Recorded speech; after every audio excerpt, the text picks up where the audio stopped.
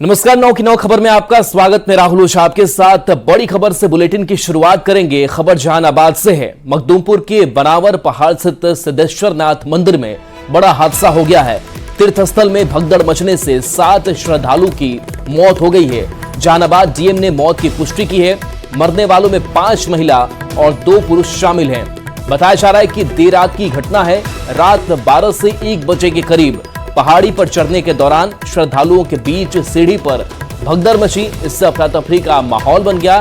जान बचाने की कोशिश में श्रद्धालु भागने लगे। इसी दौरान कई श्रद्धालु नीचे गिर गए। भीड़ में दबने से श्रद्धालुओं की मौत होने की बात कही जा रही है। कई श्रद्धालु ऐसे भी हैं जो इस बड़े हादसे में घायल हुए हैं। घायल श्रद्धालुओं को इलाज के लिए अस्पताल में भर्ती कराया गया है। तो ये बड़ा हादसा हुआ है।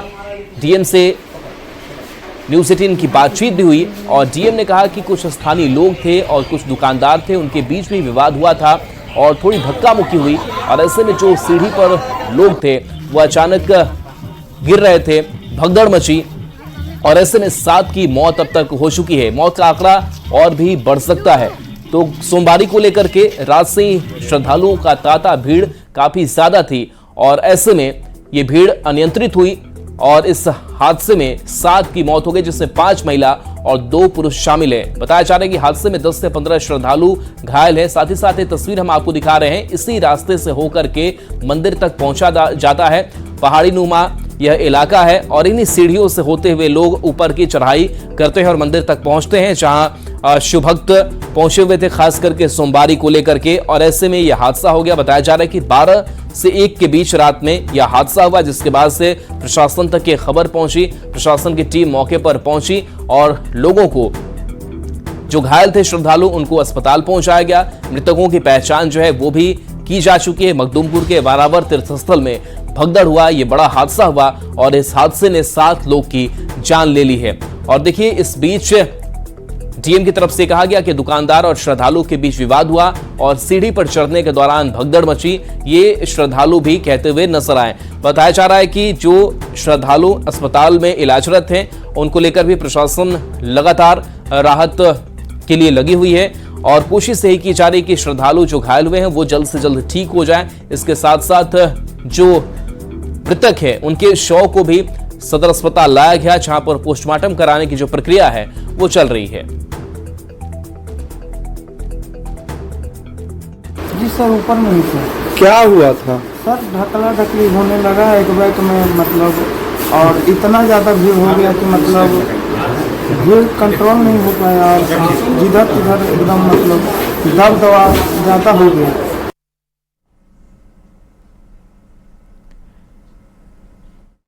संशय है कि इसकी संख्या बढ़ सकती है, तो अभी कितनी है? थोड़ी देर बाद हम लोग आधिकारिक तौर पर बात करेंगे। प्लीज अभी इसको, मेरा जो पर्पस है, पहले इसको हम लोग हाजिर करने दीजिए। जो इसका विधिवत प्रक्रिया है उसको हमको करना है, इसके लिए हम लोग अभी लाइन अप कर रहे हैं। ये सब बातें थोड़ी देर बाद हो सकती है। घटना सर, सुरक्षा में लैग को लेकर बड़ा मामला माना जा रहा है, घटना कैसे हुई? नहीं, 3 सोमवारी जो रविवार की रात्रि को जो भीड़ होती है ज्यादातर, 3 सोमवारी के बाद ये 4थी सोमवारी थी। जैसी सतर्कता है, हम लोग इससे ज़्यादा सतर्क थे। हाँ, यहाँ पे डीएम साहब भी आए थे, एसपी साहब भी आए थे और वो सब विजिट कर रहे हैं, सब जगह देख रहे हैं कि कहाँ पे क्या क्या ये। तो प्रशासनिक क्या अभी यहाँ पे आप लोगों ने क्या व्यवस्था कर रखी है? व्यवस्था है कि सारे लोग यहाँ पे पहुँचे हैं, नाम पता का हम लोग उनके परिजन से मिल रहे हैं, सत्यापन कर रहे हैं उनका, फिर विधिवत सम्मत जो भी पोस्टमार्टम होगा हम लोग करवा रहे हैं। तो फर्दर क्या डीएम एसपी आ रहे हैं? अभी सर क्षेत्र में ही है और सब जगह जहाँ जहाँ जो भी सूचनाएं मिली है कि कहाँ कहाँ घायल है, ये विजिट कर रहे हैं सब। यहाँ पे संख्या को लेकर ये किया जा रहा है कि कितनी अभी हमारे पास 7 है। तो देखिए, मखदूमपुर के सिद्धेश्वर नाथ मंदिर में यह बड़ा हादसा हुआ और इस हादसे ने 7 की जान ले ली है और ऐसे में कई सवाल भी प्रशासनिक स्तर पर भी खड़े हो रहे हैं। लेकिन किस तरीके से हादसा हुआ, क्या कुछ हुआ है, उसको भी हम समझने की कोशिश करेंगे इस वॉल के जरिए, इस ग्राफिक्स के जरिए। लेकिन जो डीएम ने बातचीत ने कही न्यूज़ 18 से, और देखिए कैसे हादसा हुआ, तो उस पर एक नजर डाले तो बारावर तीर्थस्थल में भगदड़ मचने से इस हादसे की बात कही जा रही है। अंतिम सोमवारी पर श्रद्धालुओं की भीड़ जुटी थी।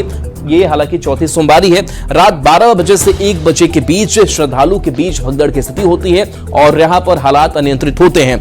रात में अचानक श्रद्धालुओं की भीड़ जो है वो बेकाबू हो गई और ऐसे में हादसा हुआ है। पहाड़ पर चढ़ने के दौरान बताया जा रहा है कि नीचे सीढ़ी पर भगदड़ मच गई। जान बचाने की कोशिश में श्रद्धालु भागने लगे और इसी में कई श्रद्धालु कुचलते चले गए। बचने के लिए श्रद्धालुओं के बीच धक्का मुक्की भी होती रही। भगदड़ में भागने के दौरान कई श्रद्धालु नीचे गिर गए, जो अचानक उनके ऊपर लोग चढ़े। भगदड़ में नीचे दबने से श्रद्धालुओं की मौत हो गई। 7 की मौत हुई है। बताया जा रहा है कि 5 महिला और 2 पुरुष इसमें शामिल हैं। तो मखदूमपुर के सिद्धेश्वरनाथ मंदिर में यह बड़ा हादसा हुआ है और जान बचाने के लिए लोग भागने लगे, श्रद्धालु भागने लगे और ऐसे में हादसा हुआ।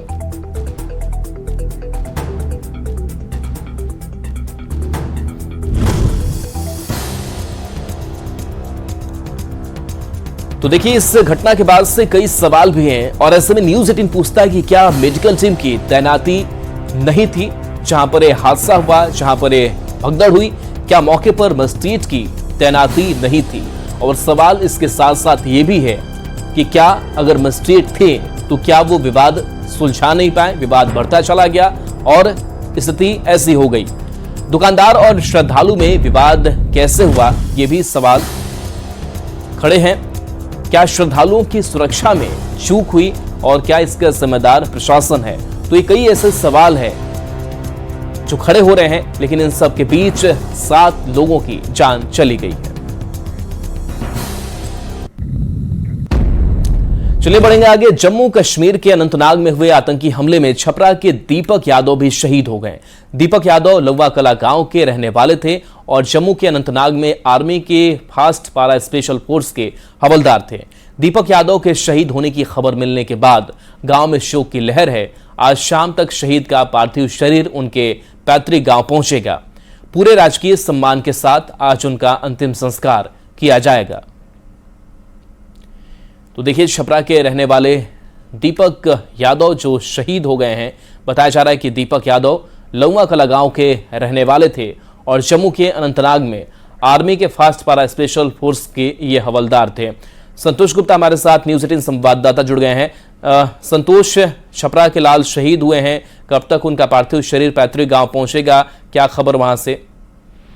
देखिए, जैसी जानकारी मिल रही कि आज शाम तक उनका शरीर जो है, पार्थिव शरीर है, वो तिरंगे में लिपटकर गांव पहुंचेगा। पूरा गांव उनके स्वागत के लिए एक तरह से कहा जाए तो तैयार है, क्योंकि गांव का बेटा शहीद हुआ है। लोगों ने कहा है कि पूरे गांव को फक्र है कि हमारा एक बेटा देश के काम आ गया है। और मैं बता दूं कि जो दीपक है उसका भाई भी फौज में है। उस पूरा परिवार का फौज से काफी करीबी रिश्ता है। उसका जो दीपक है उसका भाई भी फौज में है। तो परिवार का एक देश के प्रति एक ऐसी आस्था है कि चाहते हैं कि हमारे परिवार का हर शख्स जो भी जवान हो वो देश की सेना में जाए, देश की सेवा करे। और अब जब दीपक के शहीद होने की खबर आई है तो पूरा गांव जो है बिल्कुल सदमे में है। गांव के लोग दीपक के अंतिम दर्शन करने के लिए वहां खड़े हैं। बाजार में भीड़ लगी हुई है। हालांकि उनके घर पे भी कोई नहीं है। सारे लोग शव को रिसीव करने के लिए गए हैं। वहां से सेना की जो विशेष विमान है उनसे शव को लाया जाएगा। उसके बाद शव यहाँ पे गांव में आएगा, जहाँ पूरे सम्मान के साथ उनका दीपक का अंतिम संस्कार किया जाएगा। और उस अंतिम संस्कार में जो तमाम राजनेता गांव के लोग, चलिए आपके पास आएंगे। संतोष, अनंतनाग से संवाददाता मुदस्सिर भी हमारे साथ जुड़े हैं। मुदस्सिर, क्या कुछ हुआ? छपरा का ये लाल शहीद हो गया। बिल्कुल राहुल, मैं आपको बता दूं कि जिस तरह से बहादुरी और शुजाअत की जो मिसाल कायम की है दीपक यादव ने और जो लांस नायक प्रवीण थे इनके साथ, और दोनों ने अपनी शहादत पेश की देश की खातिर। तो ये 10 अगस्त की बात है जब सेना की 9 राष्ट्रीय राइफल, जिसमें दीपक यादव और प्रवीण तैनात थे वहां पर, तो उनको एक इनपुट मिला था, स्पेसिफिक इनपुट की वहां पर जो एक फॉरेस्ट एरिया है, जंगल है, तो वहां पर मिलिटेंट की गतिविधियां हैं। तो उसको मद्देनजर रखते हुए सेना और जो जम्मू कश्मीर पुलिस है, सीआरपीएफ के साथ एक ऑपरेशन चलाया गया और काफी मशक्कतों के बाद उस जगह का जो सुराग लगाया गया जहां पर मिलिटेंट मौजूद थे। तो उसके बाद जीरो इन करने की कोशिश की गई, लेकिन जो ही सेना वहां पर पहुंच गई, सिक्योरिटी फोर्सेस वहां पर पहुंच गए, तो वहां पर मौजूद मिलिटेंटों ने अंधाधुंध फायरिंग की और जिसके नतीजे में इन दोनों सपूतों की जानें चली गई। लेकिन जिस तरह से बहादुरी और शुजाअत की मिसाल इन्होंने कायम की, तो देश उसको याद रखेगा। वो भूलने वाली जो चीज नहीं होगी। जिस तरह से जो बहादुरी इन्होंने पेश की, जान का नजराना मुल्क के लिए पेश किया, और यकीनी तौर पर जो 9 राष्ट्रीय राइफल्स की कहानी है, तो हमेशा सुनहरे अल्फाज में लिखी जाएगी, क्योंकि इस नवराष्ट्र राइफल्स ये वो बटालियन है जिन्होंने काफी देश के लिए काम किया है और काफी इसके जो सेना में जो लोग थे तो वो शहीद हुए हैं। और पिछले साल की अगर हम बात करेंगे तो इसी बटालियन के कमांडिंग ऑफिसर कर्नल मनप्रीत और जो मेजर थे उन्होंने भी इसी इलाके में अपनी जान दी थी और लगभग 7 दिन तक वो एनकाउंटर चला था। तो आज के हवाले से अगर हम बात करेंगे तो आज भी ये ऑपरेशन जारी है, आज तीसरा दिन है, तीसरे दिन भी ऑपरेशन जारी है और जो सेना है वो पेशकदमी कर रही है और पूरे इलाके की घेराबंदी की गई है और जो पूरा घना जंगल है ये, और वहाँ पर ड्रोन कैमरा की मदद ली जा रही है, स्निफर डॉग्स की मदद ली जा रही है और ये कोशिश की जा रही है कि इन दोनों सपूतों की जान जो चली गई है इसका बदला कहीं ना कहीं लिया जाए। और इसके लिए कोशिश जो है सिक्योरिटी फोर्सेस ने तेज कर दी है और जम्मू कश्मीर पुलिस भी इसमें एक अहम भूमिका निभा रही है और ये कोशिश की जा रही है कि जल्द से जल्द ये ऑपरेशन कंक्लूड हो जाए। और जो बिल्कुल, तो आतंकियों को मुंहतोड़ जवाब देना हमारे जवान जानते हैं। बहुत बहुत शुक्रिया इस अपडेट के लिए। एक बार फिर से संतोष के पास चलते हैं। संतोष, बड़ी शहादत दीपक ने दी है, अभी गांव पर उनके घर वालों में किस तरीके का माहौल है, क्या रिएक्शन वहां देखने को मिल रहा है? जी देखिए, यहाँ माहौल अभी फिलहाल शोकाकुल है। जो परिवार के लोग हैं वो तो कुछ बोलने की स्थिति में नहीं है, लेकिन जो गांव के लोग, जो दीपक के दोस्त साथी है, वो बता रहे हैं कि दीपक काफी मिलनसार लड़का था। जब भी गांव में आता था तो बिल्कुल सबके साथ काफी अच्छा उसके रिलेशन रहा करते थे, सब लोगों से मिलजुल कर जाया करता था। और इस बार भी छुट्टी में जब आने की बात थी, उसके एक दोस्त से हमारी बात हुई, जो करीबी दोस्त है, उसने बताया कि दीपक ने जो ऑपरेशन के पहले बात हुई थी तो उसने वहाँ की सारी कहानी बताई थी कि यहाँ काफी तनाव बढ़ा हुआ है। जो तमाम बातें हो रही थी वो तो हो रही थी, लेकिन जैसे ही खबर मीडिया के जरिए मिली कि दीपक शहीद हो गया है तो पूरे गांव में। चलिए, बिल्कुल, तो अब इंतजार है पार्थिव शरीर आने का। शाम तक पार्थिव शरीर पहुंचेगा छपरा। बहुत बहुत शुक्रिया इस अपडेट के लिए संतोष आपका। खबर पटना से, जहां गाड़ी बुक करने के बाद ड्राइवर को बंधक बनाकर लूट और हत्या के मामले में पुलिस ने बड़ा खुलासा किया है। लुटेरा गैंग में शामिल अपराधियों को पुलिस ने गिरफ्तार किया है। मामला पटना के दनियामा थाना क्षेत्र का है। बीते 3 अगस्त को लूट की घटना को लेकर मामला दर्ज कराया गया था। पटना ग्रामीण एसपी ने बताया कि गैंग में करीब 14 से 15 अपराधी हैं। 11 अपराधी की गिरफ्तारी हुई है। ये गाड़ी चोरी करने के बाद उसे मॉडिफाई कर बेचते थे। ड्राइवर को बंधक बनाकर लूटपाट भी करते थे। इन्हें पकड़ने के लिए पुलिस ने जाल बिछाया, 4 लाख में डील की और अपराधियों को गिरफ्तार कर लिया। पुलिस उनकी भी तलाश कर रही है जिनकी मदद से ये गाड़ी रिमॉडलिंग कर बेचते थे। करते थे तो फुलवारी के पास से, एम्स के पास से कैब को बुक किए थे। 6 की शाम में करीब 8-9 बजे रात में ये लोग चले थे कि हम लोग को जाना है जहानाबाद। तो जहानाबाद जाने के बहाने ये लोग जहानाबाद गए और देखे कि कैब चालक वहाँ पर सीएनजी गाड़ी में भरवा रहा था। तो वो जो ऑनलाइन पेमेंट किया तो इसका पेमेंट कई लोग पिन वगैरह देख लिए गुप्त रूप से, और ये भी देख लिए कि बैलेंस में उसको काफ़ी पैसा है। तो अब देखकर उसी आधार पर इन लोगों को हुआ कि इसको हम लोग किसी तरह से इसका मोबाइल ले लें।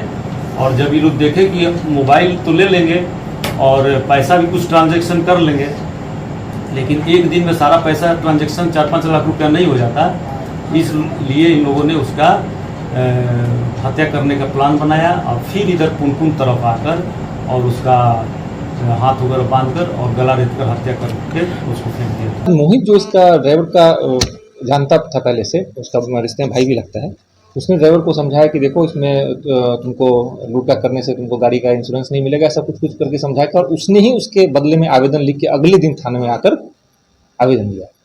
और प्रथम अनुसंधान में आया कि ये टोटल लगभग 14-15 लोगों का गैंग है, जिनका ये काम है कि गाड़ी को चोरी करके उसको पूरा एक चेन था जिसमें एक आदमी गाड़ी को चोरी करता था, वो दूसरे को, तीसरे को, फिर उस गाड़ी को लोग एक गैराज में ले जाके उसका engine number, chassis number modification करके उसको बेचते थे। लातेहार से बड़ी खबर है, जहां बलबल नदी की तेज धार में 7 लोग बहे हैं। लोगों के साथ 100 मवेशी भी बह गए हैं। बालूमाथ थाना क्षेत्र में बड़ा हादसा हो गया है। 4 लोगों ने तैरकर अपनी जान बचाई है। 3 लोग और पशु लापता बताए जा रहे हैं। लापता लोगों की तलाश में पुलिस जुटी हुई है। तो लातेहार से ये बड़ी खबर है, जहां बलबल नदी की तेज धार में 7 लोग बह गए हैं। इसके साथ साथ बताया जा रहा है कि लोगों के साथ करीब 100 मवेशी भी बह गए हैं। बालूमाथ थाना क्षेत्र में ये बड़ा हादसा, 4 लोगों ने तैरकर अपनी किसी तरीके से जान बचाई है, लेकिन 3 लोग और पशु अभी भी लापता बताए जा रहे हैं। लापता लोगों की तलाश में पुलिस लगातार जुटी हुई है। तो जिस तरीके से भारी बारिश हो रही है और ऐसे में नदियों का जलस्तर लगातार बढ़ रहा है। विकास तिवारी हमारे साथ न्यूज 18 संवाददाता जुड़ गए हैं। विकास, कैसे ये लोग बह गए, तलाश इनकी की जा रही है, क्या कार्रवाई हो रही है? जी बिल्कुल, मैं आपको बता देना चाहूंगा कि ये बीती देर रात की घटना है, जब पशु के जो मालिक थे वो लोग जब गाय बकरियों को चरा के वापस लौट रहे थे तो नदी में बाढ़ आ गई और बाढ़ का लोग इंतजार करते रहे, परंतु उन्हें लगा कि अब पार होना ही एकमात्र विकल्प है। वैसे में वो नदी में उतरे और अचानक जो नदी का धार था वो बढ़ गया और उसमें 7 लोग बह गए और उसके साथ उनकी जो पशुएं थे वो भी बह गए। हालांकि 4 लोगों ने जैसे तैसे तैरकर जान बचा ली, परंतु 3 लोग, 2 महिला समेत 3 लोग उसमें बह गए। हालांकि पुलिस और स्थानीय प्रशासन जो है वो लगातार उनकी खोजबीन में जुटी हुई है। सुबह में एक महिला का शव बरामद हुआ है, बाकी 2 अन्य लोग अभी भी बाढ़ के पानी में लापता हैं और पुलिस तथा प्रशासन की कार्रवाई उनके खोजबीन के लिए जारी है। चलिए, शुक्रिया इस अपडेट के लिए आपका, विकास।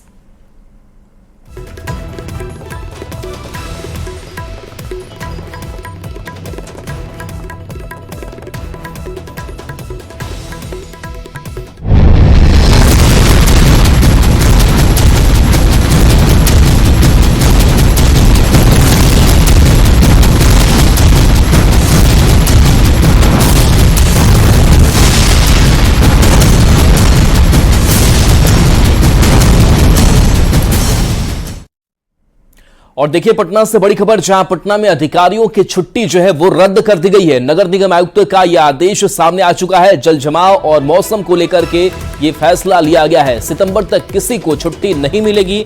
पटना में जगह जगह जल जमाव की स्थिति है और ऐसे में इस जल जमाव से निपटना है, लोगों को सुरक्षित रखना है और ऐसे में पटना में अधिकारियों की जो छुट्टी है वो रद्द कर दी गई है, क्योंकि जिस तरीके से भारी बारिश हुई है और भारी बारिश के बाद से पटना के जो हालात बने हैं वो हालात काफी भयावह है। लोगों को काफी परेशानियों का सामना करना पड़ रहा है और ऐसे में नगर निगम आयुक्त की तरफ से आदेश आया है कि जो पटना में अधिकारी हैं उनकी छुट्टी रद्द की जाती है। नगर निगम आयुक्त की तरफ से आदेश आया है। जल जमाव है और मौसम को लेकर के यह बड़ा फैसला लिया गया है। बताया जा रहा है कि सितंबर तक किसी अधिकारी को छुट्टी नहीं मिलेगी। पटना में जगह जगह जल जमाव की स्थिति है और ऐसे में इस स्थिति से निपटना जरूरी है और ऐसे में जरूरी है कि ज्यादा से ज्यादा अधिकारियों की मौजूदगी रहे ताकि इस स्थिति से निपटा जा सके। तस्वीर आपको दिखा रहे हैं और लगातार तस्वीरें सामने भी राजधानी पटना से आ रही हैं। पूरे बिहार में मानसून एक्टिव है। पिछले कई दिनों से पटना सहित पूरे बिहार में झमाझम बारिश हो रही है। इससे तापमान में गिरावट भी देखी जा रही है।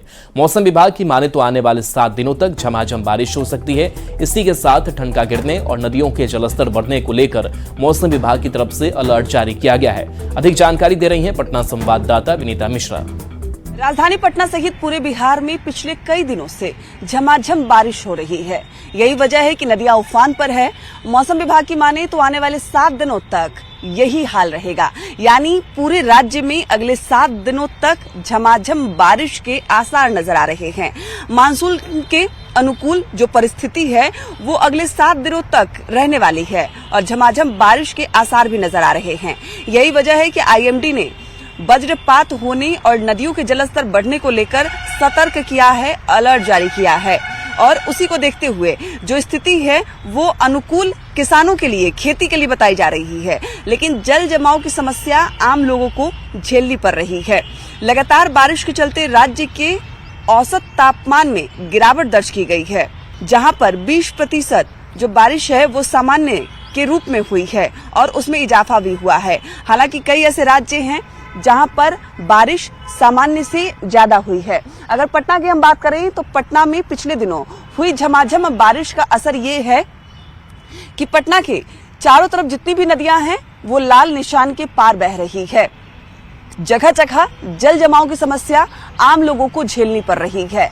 अगले 7 दिनों की अगर बात करें तो मौसम विभाग के रिपोर्ट के मुताबिक अगले 7 दिनों तक पूरे राज्य में मानसून की जो परिस्थिति है वो एक्टिव नजर आ रही है, यानी अगले 7 दिनों तक झमाझम बारिश के आसार नजर आ रहे हैं। लोगों को गर्मी से राहत तो जरूर मिलेगी, लेकिन नदियों का जल स्तर बढ़ेगा और वज्रपात के मद्देनजर मौसम विभाग की तरफ से अलर्ट भी जारी किया गया है। कैमरामैन अजय दुबे के साथ विनीता मिश्रा, न्यूज 18 पटना।